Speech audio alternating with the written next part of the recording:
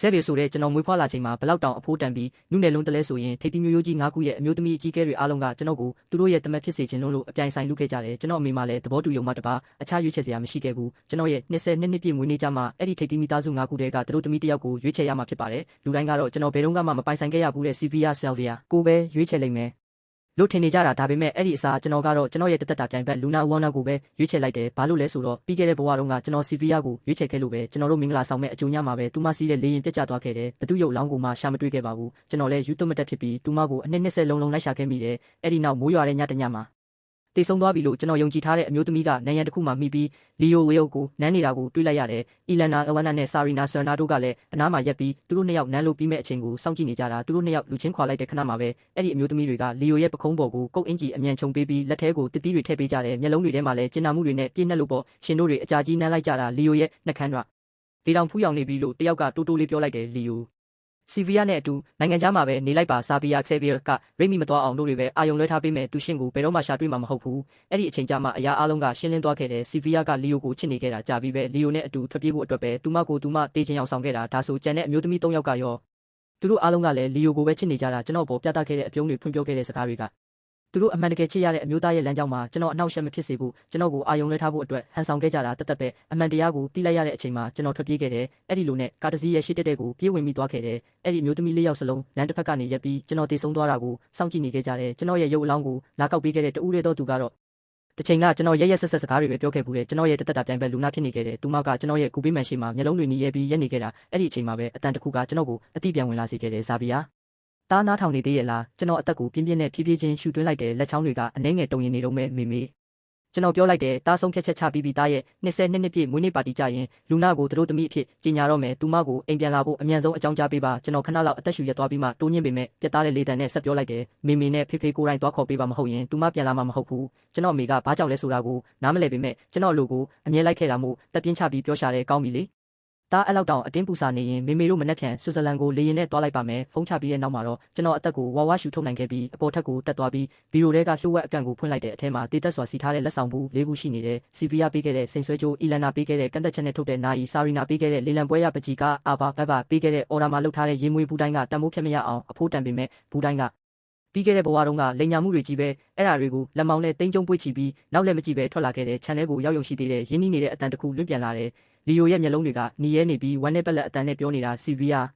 တခင်လေးရဲ့20နှစ်ပြည့်မွေးနေ့ကရောက်တော့မယ်သူမင်းကိုတိတ်ချစ်တာသူမင်းကိုပဲတေချာပေါက်ရွေးမှာမင်းမကြခင်သူတစ်ပါးရဲ့ဇနီးဖြစ်တော့မှာပါငါမင်းနဲ့ဒီလိုမျိုးဆက်ပြီးမပတ်သက်ချင်တော့ဘူးတခင်လေးကငါရဲ့ပညာရေးအတွက်ထောက်ပံ့ပေးခဲ့တာကိုငါကသူ့ကွယ်ရမှာမင်းရဲ့အချစ်ကိုခိုးယူနေခဲ့မိတယ်ငါသူ့ပေါ်အဖြစ်တွေအများကြီးလုပ်ခဲ့ပြီးသူကောင်းကုန်သွားပြီးအတန်ကတူးဖြော်သွားတယ်မင်းကဒီနိုင်ငံမှာအာဏာရှိဆုံးမိသားစုရဲ့အမွေဆက်ခံသူပဲငါကတော့စီးစိမိသားစုရဲ့အလူဒါနကြောင့်ပြီးခဲ့ရတဲ့ဆင်းရဲတဲ့ကြောင်းသားတယောက်ပါတို့အကြောင်းတွေကိုမေးလိုက်ပါတော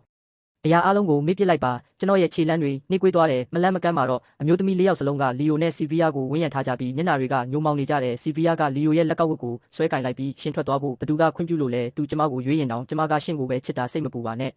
ကျမအားလုံးကိုစီစဉ်ပြီးသားသူကျမကိုရွေးတာနဲ့မင်္ဂလာဆောင်မဲ့အကျိုးညမှာလေရင်ပြတ်ကျမှုတစ်ခုဖြစ်အောင်စီစဉ်လိုက်မယ်ကျမအရာအလုံးကိုဆွတ်လွတ်ပြီးရှင်းနောက်ကိုလိုက်ပြေးမှာပါလီယိုစိတ်မပူနဲ့နော်အီလန်နာကလက်ကင်ပူဝါလေးကိုအตาရကမ်းပေးရင်းရှင်တို့2ယောက်ထွက်ပြေးသွားတာနဲ့တို့3ယောက်ကဇာဗီယာကိုလုံးဝလုံးမရအောင်အာယုံလွှဲထားပေးမယ်သူရှင်ကိုဘယ်တော့မှရှာတွေ့မှာမဟုတ်ဘူးလို့ပြောတယ်ဆာရီနာကလည်းခတ်တိုးတိုးရေမောရင်းဟုတ်တယ်စီဗီယာနဲ့အတူစိတ်အေးလက်အေးသာသွားပါတို့တွေဒီမှာရှိနေတာပဲဘာမှကြောက်စရာမလိုဘူးလို့ဝင်ပြောတယ်အာဖရဲ့လေတံကလည်းနှွေးထွေးပြီးအလိုလိုက်လုံးနေပေမဲ့လီယိုကတော့နှက်ခမ်းကိုကိုက်ပြီးမျက်ရည်တွေဝဲနေရှာတယ်တခင်လေးသာတီးသွားရင်စိတ်ထိခိုက်သွားလိမ့်မယ်အဲ့ဒီအချိန်မှာအမျိုးသမီး4ယောက်စလုံးကပြိုင်တူပဲအော်ပြောလိုက်ကြတယ်တို့တွေကရှင့်ကိုပဲဂယုစိုက်တာသူတေးမလားရှင်မလားဆိုတာတို့နဲ့ဘာမှမဆိုင်ဘူးကျွန်တော်တစ်ပင်နောက်မှာကြောက်ရွံ့လို့မတက်ရက်နေမိတယ်မမြင်ရတဲ့လက်တစ်ဖက်ကကျွန်တော်ရဲ့နှလုံးသားကိုညှစ်ချလိုက်တယ်လို့ခံစားလိုက်ရတယ်ဟုတ်တာပေါ့ကျွန်တော်တေးမလားရှင်မလားဆိုတာသူတို့နဲ့ဘာမှမဆိုင်ခဲ့ပါဘူးပြီးခဲ့တဲ့ဘဝတုန်းကလည်းတက်တည်ပြခဲ့ပြီးပဲကျွန်တော်မျက်နှာကိုတီထားပြီးလက်ဆောင်ဘူးတွေအပြည့်ပွေ့ချီကရှေ့ကိုရှောက်လန်းခဲ့တယ်ကြောက်ခင်းလန်းပေါ်မှာကျွန်တော်ရဲ့ရှုဖက်နဲ့တန်ကတောက်နဲ့ကြဲလောင်မြည်သွားတဲ့တခင်လေးလီယိုရဲ့မျက်နှာကဖြူကျော်သွားပြီးကျွန်တော်စီအပြေးလွှားလာခဲ့တယ်ဒီမှာဘာလုပ်နေတာလဲကျွန်တော်သူ့ကိုတစ်ချက်တောင်လှည့်မကြည့်ပဲအမိုက်တွေတွားပြစ်မလို့ပြောလိုက်တယ်ကျွန်တော်ကူညီပေးရစေလို့ပြောရင်းသူကဘူးတွေကိုလှမ်းယူဖို့လုပ်တယ်စီမီသားစုကကျွန်တော်တက္ကသိုလ်ကျောင်းလာခကိုပေးခဲ့တာမို့တခင်လေးကိုကျေးဇူးဆက်ပေးရစေမလို့ဘူးလို့ကျွန်တော်ပြောလိုက်တယ်ကျေးဇူးပြုပြီးကျွန်တော်ကိုလာပြီးယဉ်ကျေးမပြပါနဲ့ကျွန်တော်တို့2ယောက်အပြန်လန်ညှင်းခုန်နေတော့လီယိုကရုတ်တရက် ခြေချော်သွားတယ်သူ့လက်ချောင်းတွေကကျွန်တော်လက်မောင်းကိုဆွဲမိသွားပြီးနှစ်ယောက်စလုံးဘေးနားကရေကူးကန်တွေကိုပြိုင်လူပြုတ်ကျသွားခဲ့တယ်အေးဆက်လာတဲ့ရေတွေကကျွန်တော်တို့ကိုဝါမျိုးသွားခဲ့ပြီးကျွန်တော်ကရေမကူးတတ်ဘူးဒါကြောင့်ရေမျက်နှာပြင်ပေါ်ရောက်အောင်အသေးအတန်ရုန်းကန်နေမိတယ်အမျိုးသမီး၄ယောက်စလုံးကရေထဲကိုပြိုင်လူခုန်ဆင်းလာကြပေမဲ့ကျွန်တော်အတွက်မဟုတ်ခဲ့ဘူးကျွန်တော်ရေမွန်းနေတော့သူတို့တွေလီယိုစီကိုရောက်အောင်အလူရက်ပြိုင်လူကူးခတ်သွားကြတာကိုစောင့်ကြည့်နေခဲ့ရတယ်ရေတွေနှက်ခေါ်ရင်းနဲ့ဝင်လာတဲ့အချိန်မှာစီဗီယာကလီယိုကိုဘေးကင်းအောင်ဆွဲခေါ်သွားတာကိုဝေဝါးမြင်လိုက်ရတယ်။အီလန်နာကသူမရဲ့ကုတ်အင်ဂျီကိုချွတ်ပြီးသူ့ကိုခြုံပေးတယ်။ဆာရီနာကသူ့ရင်ဘက်ကိုနှိပ်ပေးပြီးအာဘာကတော့အရေးပေါ်ဖုန်းခေါ်နေတယ်။အဲ့ဒီနောက်စီဗီယာကလီယိုရဲ့မျက်နှာကိုလက်နဲ့အုပ်ကင်ပြီးသူ့နှုတ်ခမ်းကိုသူမနှုတ်ခမ်းနဲ့တိပ်ပြီးအသက်ရှူသွင်းပေးနေခဲ့တယ်။စီဗီယာရေကူးကန်နားမှာလူနာတဲ့တက်ရှူနီမွတ်တမလှုပ်ပေးနေတာကိုကျွန်တော်စွန့်အပြီးငေးကြည့်နေမိတယ်။စပင်တွေပေါ်ကနေရေဆက်တွေတောက်ကြနေပေမဲ့အဲ့ဒါကကျွန်တော်ရင်ထဲကအေးဆက်မှုနဲ့ရှင်ရင်ဘာမှမဟုတ်တော့ပါဘူးပြီးခဲ့တဲ့ဘဝတုန်းကစီဗီယာကကျွန်တော်ပေါ်အမြဲတမ်းအေးဆက်ပြီးအလန့်ကွာခဲ့တယ်ကျွန်တော်သူမကိုထိမိတိုင်းသူမကလက်ကိုအကြိမ်ကြိမ်ပြန်ဆေးတက်ခဲ့တယ်သူမမှာအတန့်ကြိုက်တဲ့ယောဂရှိလို့နေမှာပါလို့ကျွန်တော်ကိုယ်ပိုင်ဖြစ်သိမ်းခဲ့ဘူးတယ်သူမကအမျိုးသားတွေနဲ့အကွာအဝေးတစ်ခုထားတတ်တာနေမှာပါလို့တွေးခဲ့ဘူးတယ်ကျွန်တော်သူမရဲ့နှလုံးသားကိုဖြည်းဖြည်းချင်းနှွေးထွေးအောင်လုပ်ပေးနိုင်လိမ့်မယ်လို့တွေးခဲ့မိတယ်အခုတော့အမှန်တရားကိုသိလိုက်ရပြီးသူမမှာချစ်ရမယ့်သူရှိနေပြီးသားပဲသူမရဲ့မျက်လုံးထဲမှာကျွန်တော်ဆိုတာဘယ်တော့မှရှိမနေခဲ့ဘူးကျွန်တော်ရှိသမျှအားအင်တွေအကုန်သုံးပြီးရေကူးကန်နာတက်စီကိုကုတ်ချစ်တက်ခဲ့တယ်လက်သေးတွေမြေကြီးထဲစိုက်ဝင်သွားခဲ့တယ်ကျွန်တော်တေးလို့မဖြစ်ဘူးကျွန်တော်လူနာကိုလက်ထက်ရအောင်မယ်မလန့်မကန့်မှာတော့စီဗီယာကလီယိုရဲ့နှက်ခမ်းတွေစီကနေနောက်ဆုံးတော့ခွာလိုက်ပြီးသူနှစ်ချက်လောက်ချောင်းဆိုးပြီးမျက်လုံးတွေကိုဖြည်းဖြည်းချင်းဖွင့်လာတယ်စီဗီယာရဲ့မျက်နှာပေါ်မာစိတ်အေးသွားတဲ့အရေးရောင်တွေချက်ချင်းဖြတ်ပြေးသွားပြီးရှင့်ကိုဆေးရုံလိုက်ပို့မယ်လို့ပြောတယ်ရေဆိုရွှဲပြီးတုံရင်ဖြစ်နေတဲ့ကျွန်တော်စီကိုတစ်ချက်ကလေးတောင်လှည့်မကြည့်ပဲလှည့်ထွက်သွားခဲ့တယ်အဲ့ဒီအချိန်ကြာမှကြံတဲ့အမျိုးသမီး၃ယောက်ကသတိထားမိသွားကြပုံပဲကျွန်တော်တယောက်တည်းမြေကြီးပေါ်ကိုအာယူပြီးတွားတက်နေတာကိုသူတို့မြင်သွားကြတယ်အီလန်နာကကျွန်တော်စီကိုအရင်ဆုံးပြေးလာခဲ့တယ်ဒီနေ့သူမကအဝါရောင်ကာဝင်လေးဝတ်ထားတာအဲ့ဒီလိုရုံရင်ဆန်ခတ်ဖြစ်နေတဲ့အခြေအနေမှာတော့သူမကအားဆိုင်စရာမလိုပဲတင့်တယ်လှပနေတော့မယ်ဆာရီနာနဲ့အာဘာတို့ကလည်းနောက်ကနေကပ်ပြီးလိုက်လာကြတယ်ဇာဗီယာဒါအဆင်ပြေရဲ့လားအီလန်နာကကျွန်တော်ကိုထိမ့်ပေးဖို့လက်လန်းလိုက်ရင်အခြေအနေကတိတ်ရှုပ်သွားလို့တို့တွေလီယိုကိုတားလို့မှားသွားတာလို့ပြောတယ်ဆာရီနာကလည်းချက်ချင်းပဲဟုတ်တယ်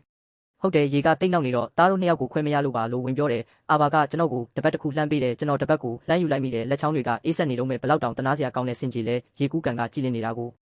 သူတို့တွေကျွန်တော်တို့ကိုမှားစရာအကြောင်းလုံးဝမရှိဘူးတို့တွေတားနဲ့အတူဆေးရုံကိုလိုက်ခဲ့ပေးမယ်လို့အီလန်နာကလေတန်အေးလေးနဲ့ပြောတယ်ကျွန်တော်မောကြည့်လိုက်တော့သူတို့ဖုံးကွယ်မရတဲ့အလောတကြီးဖြစ်နေတဲ့မျက်နှာတွေကိုမြင်လိုက်ရတယ်သူတို့ကကျွန်တော်နောက်ကိုလိုက်ချင်နေတာမဟုတ်ဘူးလီယိုစီတွားတွေ့ဖို့စင်ကြေရှာနေကြတာတက်ပဲမလိုဘူးကျွန်တော်တပတ်ကိုပြန်ပစ်ပေးလိုက်တယ်ကျွန်တော်အဆင်ပြေတယ်အဲ့လိုလုပ်လို့ဘယ်ဖြစ်မလဲလို့ဆာရီနာကပြောတယ်တားတကူလုံးရေဆိုရွှဲနေတာကိုအေးပတ်သွားရင်ဘယ်လိုလုပ်မလဲကျွန်တော်သူမရဲ့စကားကိုဖျက်ပြောလိုက်တယ်ဆေးရုံသွားချင်ရင်လည်းသွားကြလေသူတို့၃ယောက်တယောက်ကိုတယောက်လူကဲခတ်လိုက်ကြပြီးအာဘာကထပ်ပြီးစူးစမ်းရှာတဲ့တို့တွေကဒဏ်ရာရတာမှမဟုတ်တာဘာလို့သွားရမှာလဲစိတ်မဆိုးပါနဲ့နော်တို့တွေတကယ်ပဲမှတ်သွားလို့ပါတို့တွေအလောက်ကနေခွင့်ယူပြီးနောက်ရက်တွေမှာတားနာမှာပဲအမျက်ရှိနေပေးပါမယ်အမားအတွက်အစားပြန်ပေးတယ်လို့ပဲသဘောထားလိုက်ပါနော်ကျွန်တော်ဘာမှပြန်မပြောတော့ပဲလှည့်ထွက်လာခဲ့တယ်ရေဆူနေတဲ့အဝတ်စားတွေကအရေးပြားမှာကန့်ညှိနေခဲ့ပြီးခြေလန်းတိုင်းကလေးလံနေပေမဲ့ကြောပြင်ကိုမတ်ထားပြီးနောက်လည်းမကြည့်ပဲရှောက်လာခဲ့တယ်နောက်ရက်တွေမှာတော့အဲ့ဒီမျိုးသမီး၃ယောက်ကကျွန်တော်ရဲ့စိတ်ကြည်နှက်မှုရအောင်ညီမျိုးစုံနဲ့စူးစမ်းကြတော့တယ်အီလန်နာက Paris Fashion သတင်းပတ်ကနေဓာတ်ရိုက်မှာယူထားတဲ့နောက်ဆုံးပေါ်ကုတ်အင်ဂျီဝစ်စုံကိုပို့ပေးတယ်ဆာရီနာကရှားပါတဲ့ပန်းရောင်စိန်ဆွဲကြိုးကိုလေရင်နဲ့တင်ပို့ပေးပြီးအာဘာကတော့ကန့်တက်ချက်နဲ့ထုတ်တဲ့ပြန်ကားတစ်စီးကိုအင်းရှိအထိလာပို့ပေးခဲ့တယ်ဇာဗီယာဒီညလေလံပွဲပါတီတစ်ခုရှိတယ်အီလန်နာကနူးညံ့တဲ့အပြုံးနဲ့ဖိတ်စာတစ်စောင်ကမ်ပေရင်တို့သားကိုခေါ်သွားမယ်လေစိတ်ပန်းပြေသွားတာပေါ့လို့ပြောတယ်သူတို့ရဲ့မျောလင့်ချက်အပြည့်နဲ့မျက်နှာတွေကိုကြည့်ပြီးကျွန်တော်ရင်ထဲကနေရဲမိတယ်ပွဲကျင်းပတဲ့နေရာကတကယ်ကိုမြင့်တက်စရာပဲရွှေရောင်တွေဖန်သားတောက်တွေကမျက်စိတစုံပဲကျွန်တော်စိတ်အေးလက်အေးရှောက်ဝင်လာရင်ခြေလမ်းတွေတုံခန့်နဲ့ရက်သွားခဲ့တယ်အထူးတီးတက်လက်ပကံမှာစီဗီယာကလီယိုကိုသူ့နေရာမှာထိုင်ဖို့တေးတေးချာချာလမ်းပြပေးနေတာကိုတွေ့လိုက်ရတယ်။သူမရဲ့စမတ်ကြတဲ့ဝတ်စုံကသူမကိုပို့ပြီးထင်ပေါ်စမတ်ကြစေတဲ့တစ်ချိန်ကကျွန်တော်ကိုဆွဲလန်းစေခဲ့တဲ့အဲ့ဒီဘာဒန်စစ်ပုံစံမျက်လုံးတွေကအခုတော့သူ့တယောက်တည်းအတွက်ပဲရည်ရွယ်တဲ့နူးညံ့မှုတွေနဲ့ပြည့်နေခဲ့ပြီးစီဗီယာကကျွန်တော်ကိုမြင်သွားပြီးမျက်မှောင်နှဲငယ်ကျုပ်ကရှောက်လာခဲ့တယ်။သူမရဲ့လေတံကစီးပွားရေးအရာဆက်ဆံတယ်လို့မျိုးအေးဆက်လွန်းလာတယ်။မန်မန်ကသူတို့သမီးရွေးချယ်မဲ့အကြောင်းပြောတယ်မလား။သူမရဲ့အေးဆက်တဲ့အကြည့်ကိုစုံလိုက်တယ်။ရှင်ကျမကိုသဘောကျမှန်းသိပါတယ်။ဒါပေမဲ့ကျမကရှင်ကိုသဘောမကျဘူး။သူမကနောက်လည်းမကြည့်ပဲထွက်သွားပြီးအစားထိုးမရတဲ့ယတနာတစ်ခုကိုကာကွယ်ပေးနေတဲ့လူလိုလီယိုရဲ့ဘေးနားမှာပြန်နေခဲ့တယ်။အီလန်နာကအပြေးလွှားရောက်လာပြီးကျွန်တော်ရဲ့ပခုံးပေါ်လက်ကလေးတင်ကဇာဗီယာစိတ်မကောင်းမဖြစ်ပါနဲ့စီဗီယာကတားရဲ့တန်ဖိုးကိုမသိတာပါတားရဲ့တန်ဖိုးကိုဘယ်သူမှမမြင်ဘူးလို့မဆိုလိုပါဘူးလို့ပြောတယ်ဆာရီနာကသူမရဲ့ရွှေရောင်မျက်မှန်လေးကိုပင့်တင်လိုက်တယ်အဲ့ဒီမျက်မှန်နောက်ကနှွေးထွေးတဲ့အပြုံးကတိတ်ကိုရိုးသားပုံပေါ်နေတာပဲမှန်တာပေါ့တို့၃ယောက်စလုံးသားကိုသဘောကျတယ်တို့တွေအမြဲတမ်းသားဘက်မှာရှိနေမှာပါအာဘာကဘေးကဖြတ်သွားတဲ့ဝန်ထမ်းစီကနေရှမ်ပိန်တစ်ခွက်ယူပြီးကျွန်တော်လက်ထဲထည့်ပေးတယ်သူမရဲ့မျက်နှာမှာစိုးရိမ်စိတ်တွေအပြည့်နဲ့တစ်ခွက်လောက်တောက်လိုက်ပါဇာဗီယာစိတ်ထိခိုက်စရာတွေကိုမတွေးပါနဲ့တော့အချစ်တွေရှန်ထွက်နေပုံရတဲ့ဒီအမျိုးသမီး၃ယောက်ကိုကြည့်ပြီးကျွန်တော်ကိုလှောင်ပြုံးလိုက်မိတယ်ကျွန်တော်အဆင်ပြေပါတယ်အီလန်နာကအနားကိုတိုးကပ်လာပြီးသူမရဲ့နှွေးထွေးတဲ့ထွက်သက်ကကျွန်တော်နားရွက်ကိုလာထိတွေ့စေတယ်ဒါပေမဲ့အမှန်တိုင်းပြောရရင်ဇာဗီယာတားလွန်ခဲ့တဲ့နှစ်တွေကလူနာကိုနိုင်ငံပြင်ပရောက်အောင်မောင်းထုတ်ခဲ့တာပဲအခုတားမှရွေးချယ်စရာ၄ယောက်ပဲကျန်တော့တာဒါဆိုတို့၃ယောက်ထဲကဘသူကိုရွေးမှလဲတို့တွေတကယ်သိချင်နေကြပြီကျွန်တော်ကတော့သူတို့တွေကဘသူကိုမှမလိုချင်ဘူးလို့ပြောမလို့ပဲဒါပေမဲ့ထွက်လာတဲ့စကားကတော့မကြခင်သိရမှာပေါ့ဆိုတာဖြစ်သွားတယ်အခန်းထဲမှာမတင်မကျဖြစ်မှုတွေနဲ့တိတ်ဆိတ်သွားတယ်ကျွန်တော်ကတော့နှက်ခမ်းကိုပဲကွင်းညွတ်လိုက်မိတယ်ပြီးခဲ့တဲ့ဘဝတုန်းကကျွန်တော်အနှစ်20တိတိခံစားခဲ့ရတာဒီလိုစိုးရိမ်စိတ် နဲ့ရက်အနေငယ်စောင့်ဆိုင်းရတာကအဲ့ဒါနဲ့ရှင်ရင်ဘာမှမဟုတ်ပါဘူးလေလံပွဲစတင်တာနဲ့အမျိုးသမီး၃ယောက်ကကျွန်တော်ဘာကိုစိတ်ဝင်စားလဲဆိုတာစက်တိုက်မေးနေကြတော့တယ်ကျွန်တော်ကတော့အမြဲတမ်းကောင်းမဲ့ခါပြမိတယ်တစ်ဖက်မှာတော့စီဗီယာကလီယိုမျက်စိကျသမျှအရာအလုံးကိုလိုက်ပြီးလေလံဆွဲပေးနေခဲ့တယ်စိန်ဆွဲကြိုးရှေးဟောင်းအိတ်ဆောင်နိုင်ကြောက်စိမ့်လက်ကောက်ကျွန်တော်အားလုံးကိုအตาရပဲကြည့်နေမိတယ်အရင်လိုရင်ထဲမှာဘာမှမခံစားရတော့ဘူးနှလုံးသားကလုံးဝအေးငြိမ်နေခဲ့ပြီးမျက်နှာသေးနဲ့ပဲရှေ့ကိုငေးကြည့်နေတော့ညနေခင်းရဲ့နောက်ဆုံးလေလံပစ္စည်းကိုကြီးညာလိုက်တယ်လေလံသမားကအနီရောင်ပိတ်ဆက်ကိုဖယ်လိုက်တဲ့ခဏမှာပဲကျွန်တော်ရဲ့မျက်တုံငယ်အိမ်တွေကျုံဝင်သွားခဲ့တယ်အဲ့ဒါကကွယ်လွန်သွားပြီဖြစ်တဲ့ကျွန်တော်ဆရာရဲ့နောက်ဆုံးလက်ရနှွေဦးကမြူကိုဝေတဲ့တောင်တန်းများ Misty Mountains in Spring ပကြီးကားဖြစ်နေလို့ပဲပကြီးကားပေါ်ကစုပ်ချက်တွေကသူ့ရဲ့နောက်ဆုံးနေ့ရက်တွေတုန်းကအားနည်းလာတဲ့လက်တွေကိုချက်ချင်းတတိယစေတယ်ကျွန်တော်ရဲ့အမှတ်တရထဲမှာသူကကျွန်တော်ခေါင်းကိုအမြဲတမ်းနွေးနွေးထွေးထွေးပုတ်တက်ပေးရင်ဒီပကြီးကားကဆရာတသက်တာလုံးရဲ့အကောင်းဆုံးလက်ရပဲလို့ပြောလို့ရှိတယ်အခုတော့သူမရှိတော့ဘူးသူ့ဇနီးကလည်းနေတိုင်းမျက်ရည်နဲ့မျက်ခွက်ဖြစ်နေရှာတာအကယ်၍ကျွန်တော်ဒီပကြီးကားကိုရလိုက်ရင်သူမအတွက်အနေငယ်တော့စိတ်သက်သာရစေလိမ့်မယ်ငါးတန်းကျွန်တော်ဘာမှမတွေးပဲလေလံဆွဲတဲ့ဆိုင်းဘုတ်ကိုချက်ချင်းမြောက်လိုက်တယ်လီယိုကရုတ်တရက်စီဗီယာရဲ့အင်ဂျီလက်စ်ကိုဆွဲပြီးဒီပကြီးကားကတိတ်လာတာပဲလို့ပြောလိုက်တယ်စီဗီယာကဆိုင်းဘုတ်ကိုချက်ချင်းမြောက်လိုက်ပြီး10တန်းလို့អော်တယ်ကျွန်တော်သွားကိုကြိတ်ပြီးတန်း20လို့ခေါ်လိုက်တယ်ဈေးနှုန်းတွေကတရိပ်ရိပ်တက်နေခဲ့ပြီးခမ်းမတစ်ခုလုံးတိတ်ဆိတ်သွားခဲ့တယ်မျက်လုံးထောင်းကနေကြည့်လိုက်တော့လီယိုကအဲ့ဒီပကြီးကားကိုလိုချင်